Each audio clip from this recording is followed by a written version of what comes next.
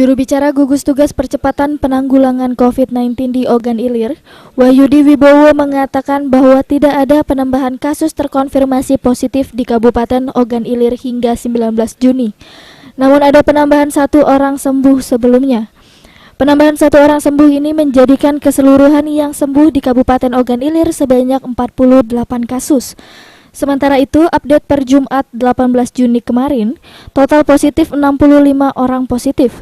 Jumlah total orang dalam pantauan atau ODP sebanyak 227 orang, 218 orang selesai pemantauan dalam kondisi sehat dan masih menyisakan 9 orang. Sedangkan untuk pasien dalam pengawasan atau PDP berjumlah 13 orang, 5 orang dengan hasil laboratorium negatif dan 7 orang meninggal dan 1 masih dalam pengawasan.